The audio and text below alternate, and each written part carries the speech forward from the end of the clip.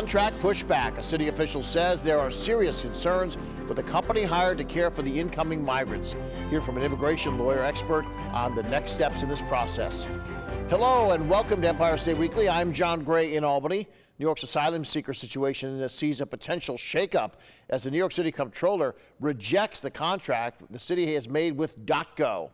The comptroller explaining that the contract was rejected because it raised questions about .go, namely its budget, integrity, subcontractors, that they didn't have any experience providing shelter or services to immigrants or asylum seekers previously.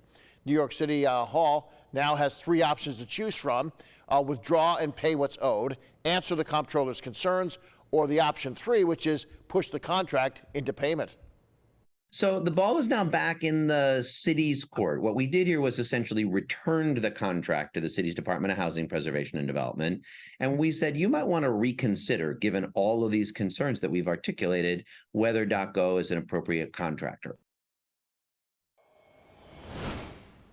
Joining us once again to offer insight into the legal side of the asylum seeker situation, Sienna Freeman Tolbert, a lawyer with Whiteman, Osterman, and Hanna. Thanks so much for coming in. Thanks for having me. I can't help but think there's a movie called No Country for Old Men, and there's a line in there where the sheriff, played by Tommy Lee Jones, says, if this ain't a mess, it's going to do until the mess gets here. I feel like that's this asylum seeker thing, since last we talked, it somehow got worse and more complicated. What's your take on everything right now? Oh yeah, it's just more and more migrants and asylum seekers are coming to the New York State area, and I think we're feeling the push. We're feeling overwhelmed, and we are continuing not to get any response from the federal government. I think that's the frustration. You can hear it from the governor, you can hear it from the mayor of New York. It's the frustration is the federal government is not acting, and I think that's what's happening. What's the big thing that I know they need money, you always need money, but the job issue, talk about that, giving them quick approval of paperwork that they can go work, correct? Exactly. That's what you keep hearing them request, from the mayor to the governor, asking for them to have work permits so that individuals can start working and legally here in the U.S. So the issue is that we need the federal government to issue some sort of policy to allow them to work faster. As it stands, as an asylum seeker, you can apply for a work authorization after 180 days, after your application has been pending. So first the asylum seeker has to submit their application, then they have to wait 180 days before they can even apply for work authorization, and then they have to wait for work authorization, which can take anywhere from 2 months to 6 months. So we're trying to figure out a way for the federal government to make this a smaller amount of time, and they can do that. They can do things such as award temporary protected status to these individuals from various countries, and so that they can apply right away for a work authorization. They could do parole for these individuals so they can apply for work authorization right away. They also could do some form of deferred action, which is very similar to what the DREAM Act, the Dreamers have, right? So these are the options for applying for work authorization, and we really need it right now for these individuals. What's the big fear? We are discussing this off the air a little bit, that if suddenly now they can get a job and they're doing better, other people outside the country see it and say, oh, see, go run to America right now. Exactly, so that's the issue. It needs to be a twofold approach, because when you give work authorization to these individuals that came through the southern border, the fear of the federal government, I believe, is that more people are going to come because, oh, we can go to the U.S., get work authorization and start working. And you don't want to encourage that. You want to encourage only individuals that are fearing for their life to come to the U.S. So they have to balance that, and they have to set in protocols around this authorization to work that prohibits individuals coming from the southern border to continue to come and just ask for work authorization. So that could be as simple as saying that you had to be present in the U.S. on this day in order to receive work authorization, something like that, and then messaging that back through Central and South America, so those individuals know that if they come down through those entries, they may not necessarily get work authorization.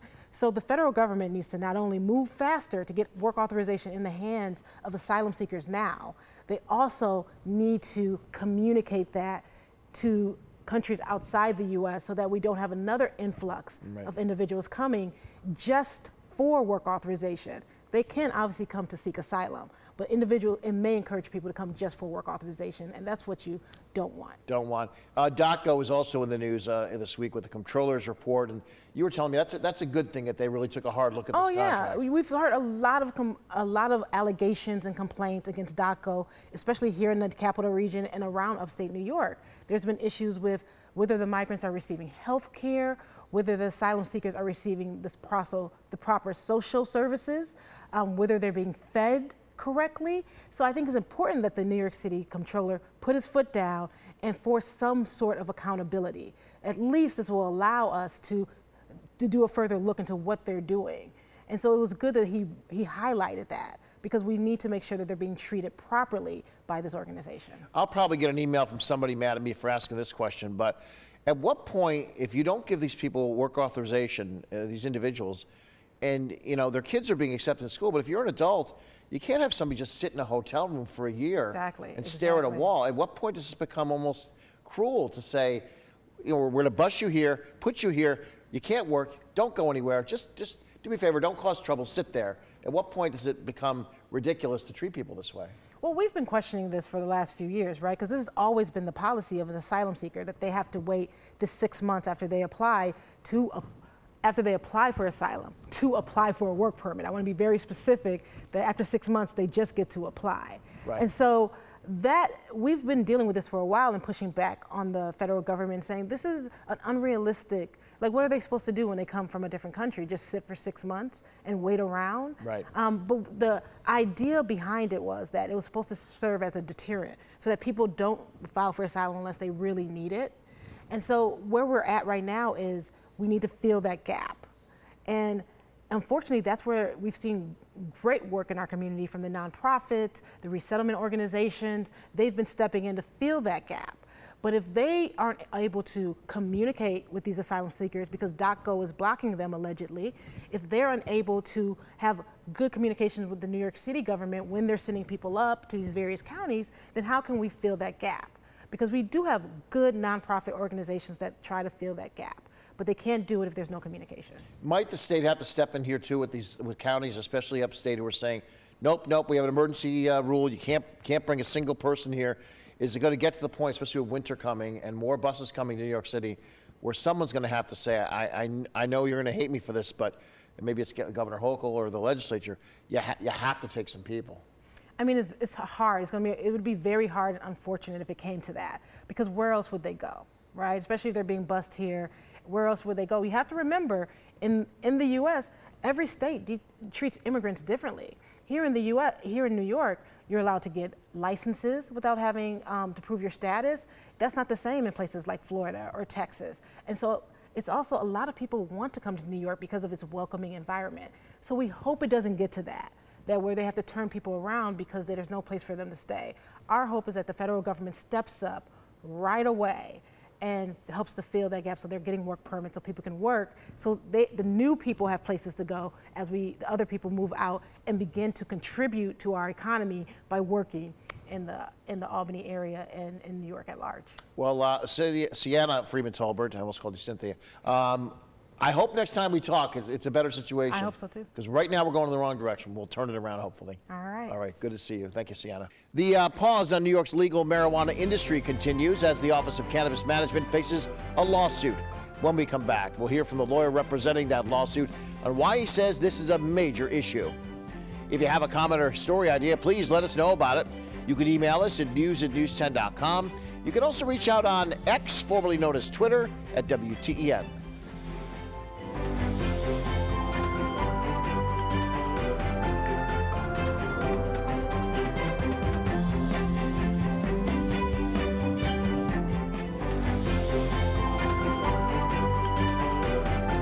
Welcome back to Empire State Weekly. I'm John Gray in Albany. We are continuing to follow the legal troubles faced by the legal recreational marijuana industry.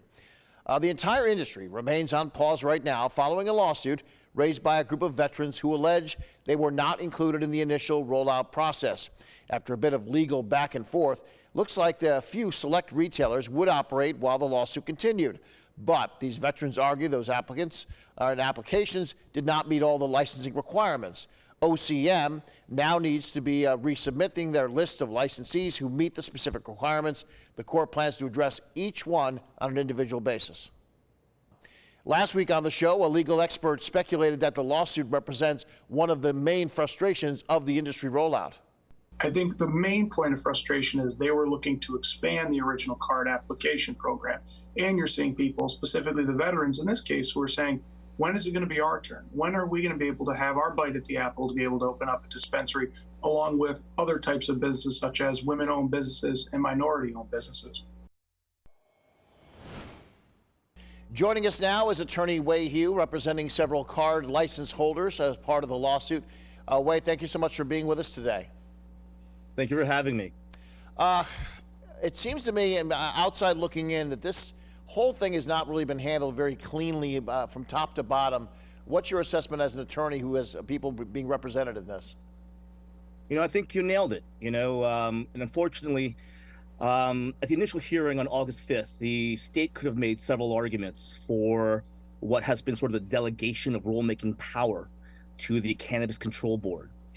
In the recent decision by Judge Bryant, he was really searching for the authority. He was really asking the state, hey, where exactly in your cannabis law did you get your delegation authority, or did the Cannabis Control Board get its authority to create new rules? And fortunately, one very quote-unquote esoteric section, which is New York Cannabis Law Section 10, subsection 2, grants CCB exclusive discretion over licensing. So I think if the Attorney General's office were able to really find that and cite to it, the state could have made a much more coherent and persuasive argument that the legislature delegated its powers to the defendants to create a separate and distinct dispensary licensing program. The plaintiff have said, hey, there's one law that says all applications need to start at the same time, but I think the big disconnect for the judge is that while all applications for the general application must start at the same time, it does not mean that everyone will get licensing at the same time. Clearly, New York State has shown preferences for social justice and economic equity groups. The service-disabled veterans are only one of 5 enumerated social justice categories. In fact, in this litigation right now, there are 15 service-disabled veterans who have card licenses. 3 of mine are currently under an injunction from proceeding with their licenses. So it's very, very ironic where there's one group of plaintiffs of veterans really suing while to get their own licenses are preventing other service-disabled veterans from moving forward in their business plans. Did they write into this law these specific things, or was some of this left kind of wishy-washy, and that's the issue now? Who's defining it and who's kind of carving it up? Yeah, no, I think what's interesting is on February 2nd, 2022, the legislature put into law and statute the conditional licenses for both the cultivators and the processors.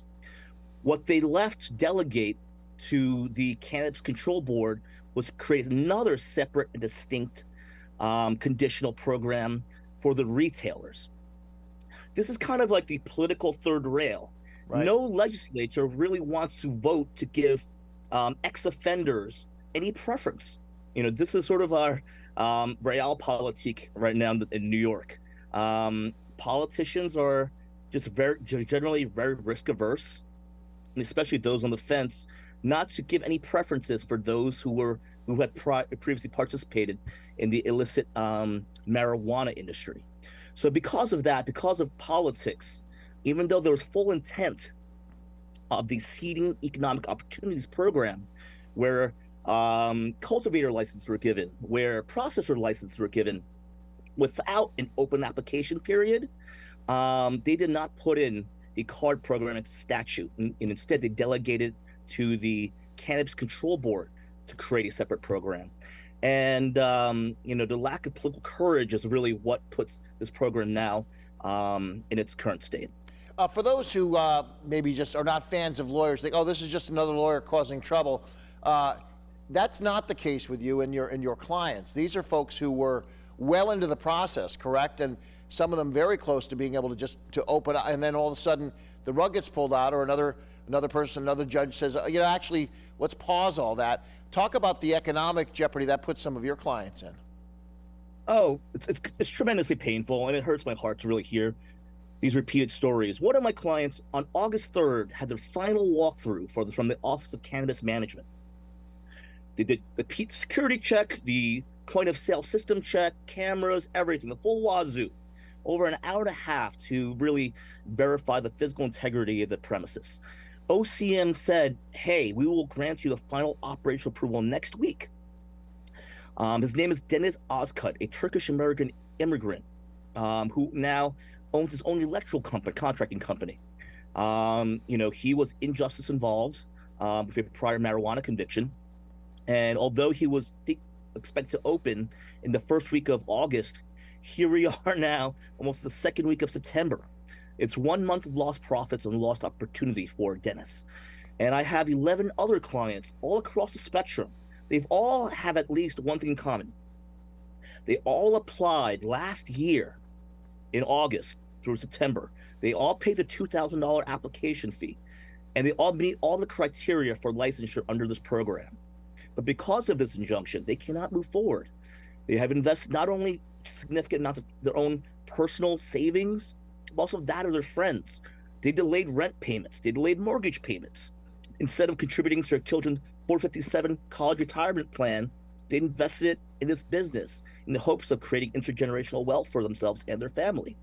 So it's tremendously disappointing when they get a license, they get the go-ahead from OCM, when there's great, strong public support to have licensed, safe, lab-tested cannabis, for people to access, that their dreams cannot happen. But instead, what we have now is the continuance, the proliferation of the legacy industry, where there's more suspect products being sold, in across thousands of dispensaries. So very frustrating for all of us, and it's very economically painful for a lot of my clients. Well, we're also seeing, we only have about a minute left, but the people who are growing it were told, oh no, grow it, get going, because you have all these stores.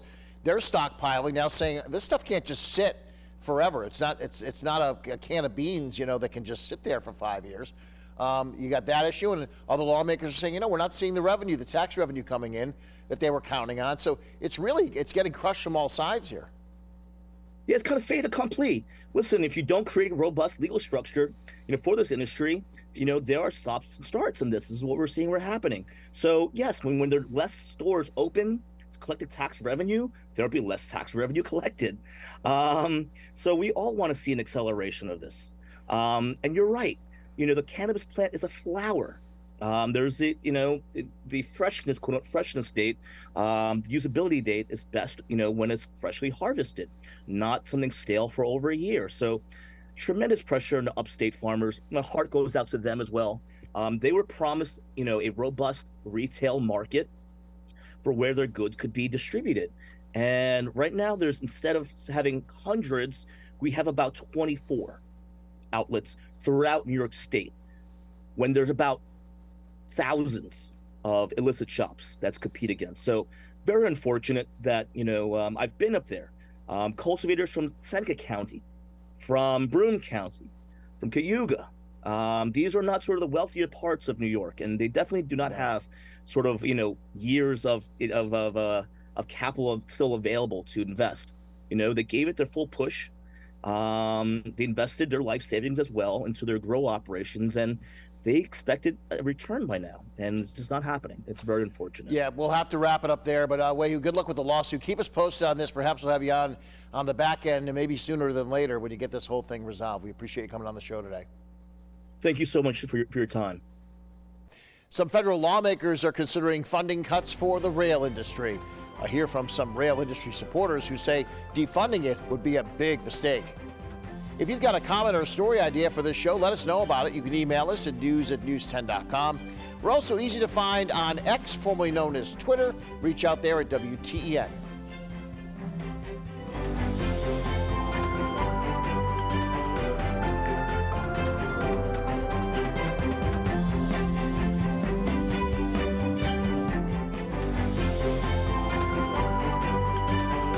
Welcome back to Empire State Weekly. I'm John Gray in Albany. Rail advocates rallying this week in Hudson, New York, pushing back against proposed cuts in the rail line faced in the federal budget.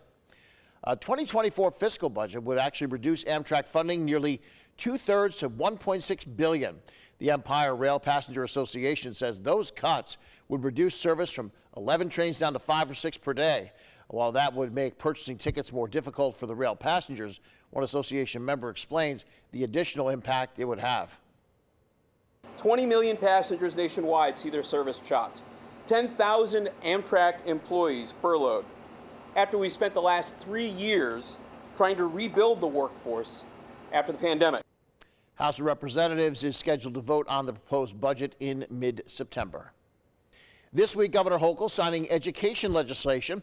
The governor explaining this not only helps develop better students, but makes the state more competitive for business. I have companies, semiconductor companies, high-tech companies coming from around the world. And what they ask me as the leader of the state, am I going to find workers with the skills I'm looking for?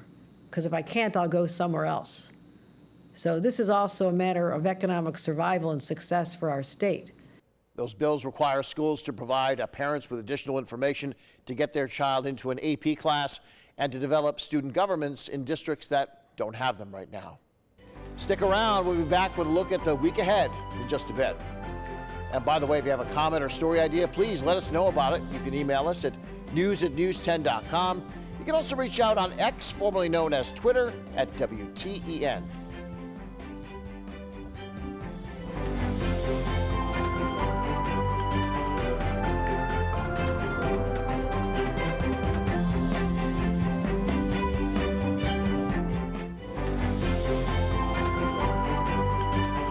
Finally, on Empire State Weekly, returning to the asylum seeker situation, many in the Assembly are now calling for an extraordinary session to address this current influx. Lawmakers are not scheduled to be back in Albany until January, and the legislature would need the governor's approval to bring them back to town. When asked directly about the possibility of a special session, here's what the governor had to say. I'm entertaining all of our options right now. We're working closely with the mayor to resolve this. I believe the answer comes from Washington in the form of work authorization. I will say I'm exploring all of our options at the state level. We will be sure to monitor the progress of any special session should it come available. For all of us here at Empire State Weekly, I'm John Gray in Albany. We'll see you right here next week. And a quick reminder, don't forget you can watch Empire State Weekly all over New York State. Here's the full schedule of the Empire State Weekly show on 10 TV stations across the great state of New York.